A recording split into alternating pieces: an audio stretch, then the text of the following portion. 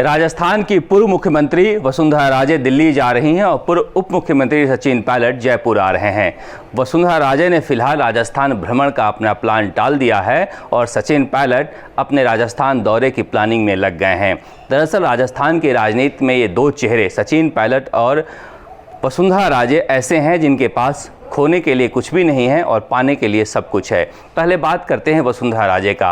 वसुंधरा राजे ने ये सोचा था कि जैसे ही अशोक गहलोत सरकार के गिराने की प्लानिंग फेल होगी, राजस्थान के नेताओं के फेल होने के बाद बीजेपी आलाकमान उन्हें बीजेपी की कमान राजस्थान में सौंप देगी, लेकिन मगर ऐसा हुआ नहीं। उसके बाद गुस्से में वसुंधरा राजे ने यह भी प्लान किया था कि धार्मिक यात्रा के बहाने वो राजस्थान भ्रमण करेंगी, लेकिन फिलहाल जिस तरह से कोरोना का प्रभाव बढ़ रहा है और दूसरी तरफ उनके नए नए सलाहकार मुख्यमंत्री अशोक गहलोत ने भी कहा जा रहा है कि उन्हें इस तरह के सलाह दी है कि गुस्से में इस तरह कदम न उठाएं और किसी भी तरह से बीजेपी आलाकमान के पास अपनी मजबूत स्थिति बनाएं, क्योंकि इसी तरह से अशोक गहलोत ने भी सत्ता पाई थी और राजस्थान में सत्ता का रास्ता जनता से ज़्यादा पार्टी के जनार्दनों से के बीच से होकर गुजरता है।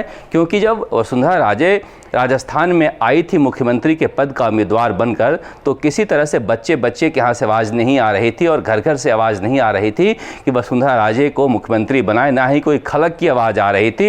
ये तो बीजेपी आलाकमान ने उन्हें राजस्थान भेजा था और मुख्यमंत्री बन गई थी। लिहाजा इस तरह के भ्रम में न रहे कि जनता की वजह से वो मुख्यमंत्री वापस बन सकती हैं। लिहाजा प्रधानमंत्री नरेंद्र मोदी से मिलें और मिलने की कोशिश करते रहें और वहाँ अपनी स्थिति मजबूत करें और इसी रास्ते वो राजस्थान में दोबारा मुख्यमंत्री बन सकती हैं। फिलहाल जो है अशोक गहलोत उन्हें गाइड दिए हैं, जिस गाइड को पढ़ रही हैं, how to become CM next time. Vasundhara Raje तो फिलहाल दिल्ली जा रही हैं, ना जाने वहाँ क्या उनकी प्लानिंग है, लेकिन पीछे वो बताकर गई हैं कि जिस तरह से अशोक गहलोत 5 सालों तक सचिन पायलट के कार्यकर्ताओं के साथ मिलकर काम करते रहे अपने समर्थकों के साथ, उसी तरह से उन्होंने अपने समर्थकों को समझाया है कि सतीश पूनिया की टीम के साथ काम करते रहिए। दूसरी तरफ झालावाड़ में भव्य पैमाने पर प्रधानमंत्री नरेंद्र मोदी का जन्मदिन मनाने की बात भी वो कही है, ताकि एक संदेश आए कि नई नई भक्त वो प्रधानमंत्री नरेंद्र मोदी की भी बन गई हैं। दूसरी तरफ सचिन पायलट के साथ समस्या यह है कि कांग्रेस आलाकमान के पास अशोक गहलोत की मजबूत स्थिति को उन्हें भेदना है और इसी कोशिश में वो लगातार दिल्ली दौरे कर रहे हैं। दिल्ली में नेताओं से मिल रहे हैं, मिलकर अपनी बातें कह रहे हैं, लेकिन वो जानते हैं कि अशोक गहलोत से मुकाबले के लिए जनता में भी जगह रहनी जरूरी है। लिहाजा उन्होंने प्लानिंग की है कि अपने प्रभाव वाले इलाके में जैसे ही कोरोना का प्रभाव कम होता है दौरे शुरू करेंगे और अपने समर्थकों के बीच जाकर अपनी बात कहेंगे। दूसरी तरफ ये कहा जा रहा है कि सचिन पायलट को लोग ये समझने लगे हैं कि मूर्खतावश उन्होंने अपने सारे पद गंवा दिए, चाहे प्रदेश अध्यक्ष का पद हो या उप मुख्यमंत्री का पद हो।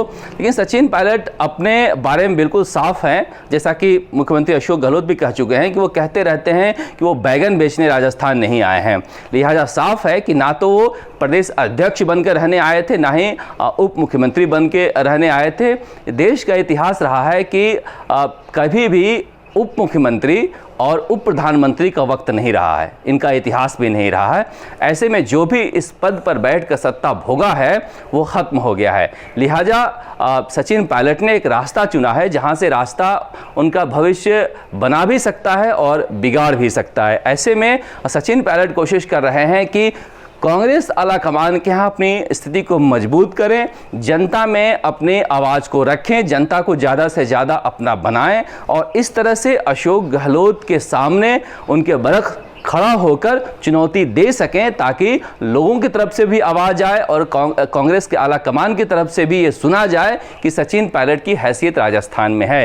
लेकिन फिलहाल जिस तरह से अशोक गहलोत काम कर रहे हैं, सचिन पायलट के लिए रास्ता काफ़ी कठिन है, क्योंकि सचिन पायलट जो है अभी भी राजनीति में उतने मंझे हुए खिलाड़ी नहीं है जितना अशोक गहलोत हैं। अशोक गहलोत के पास 50 साल का राजनीतिक अनुभव है और राजस्थान में अच्छी खासी पकड़ है। ऐसे में सचिन पायलट को आगे आने वाले 3 सालों में अशोक गहलोत से सीखते हुए और अशोक गहलोत को से कैसे मुकाबला कर सकें ये समझते हुए आगे बढ़ना होगा, तभी राजस्थान की राजनीति में वो सफल हो पाएंगे। राजस्थान तक के लिए जयपुर से शरद कुमार।